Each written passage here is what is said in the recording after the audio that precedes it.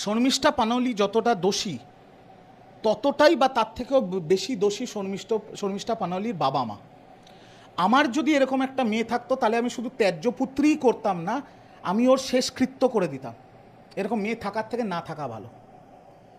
আজকে বিজেপি এমন একটা পরিস্থিতি তৈরি করেছে ভারতবর্ষে, যেখানে এইসব বাচ্চা বাচ্চা ছেলেমেয়েরা ভাবে যে যদি মুসলমানকে গালাগাল দেওয়া যায়, যদি ইসলাম ধর্মকে গালাগাল দেওয়া যায়, যদি ইসলাম ধর্মে বিশ্বাসী মানুষের ভাবাবেগে আঘাত দেওয়া যায়, তাহলে আমাদের লাইক বাড়বে, আমাদের শেয়ার বাড়বে, আমাদের ফলোয়ার বাড়বে টুইটারে, ইনস্টাগ্রামে আর ফেসবুকে।